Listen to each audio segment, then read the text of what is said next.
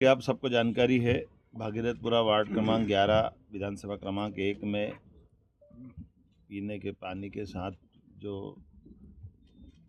ध्यान में आया है कि इसके कारण से उल्टी दस्त के बड़ी संख्या में बीमार और अलग अलग हॉस्पिटल में मिले हैं। और खास करके परसों से माननीय मंत्री श्रीमान कैलाश विजयवर्गीय जी, माननीय महापौर हमारे पुष्पमित्र भार्गव जी, माननीय तुलसी सिलावट जी मंत्री और सभी विधायकों ने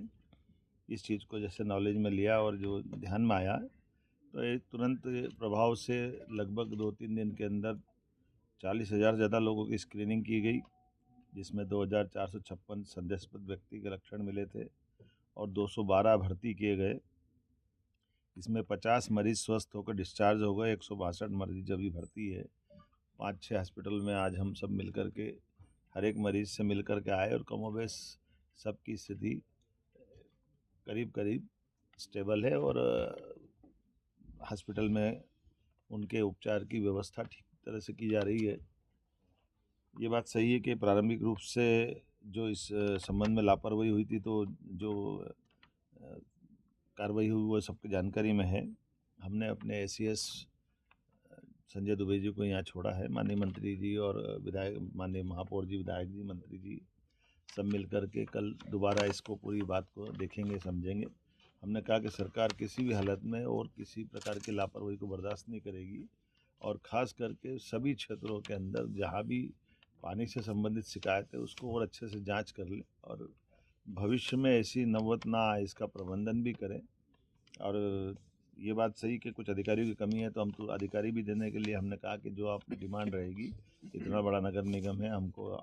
अमला भी चाहिएगा, तो अमला देने के लिए भी सरकार तैयार है। मैं उम्मीद करता हूँ कि कल की बैठक के बाद में हम, और अभी तक तो वैसे आज की स्थिति काफ़ी पीने के पानी के अलग से टैंकर लगाने के कारण से, और कल चूँकि जल सप्लाई होगा, तो जल सप्लाई होने से और भी कहीं ऐसा कोई लीकेज अगर पाया जाएगा तो वो एक बड़ा भागीरथपुरा का एरिया है जिसमें लगभग 60% में तो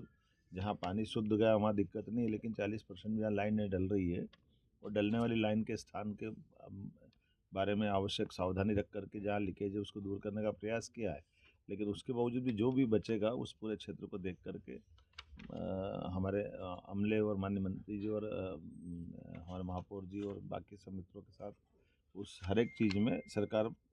कदम से कदम मिला करके ऐसी कठिनाई की नौबत दोबारा ना आए इसके प्रबंधन करेगी। कि इंदौर के लोगों ने इस बड़ी और ख़ास करके हमारे माननीय मंत्री जी और महापौर जी और सब लोगों ने इस दुखद घड़ी को, क्योंकि ये बात सही थी कि सही से इलाज मिल गया तो कई लोगों का इसमें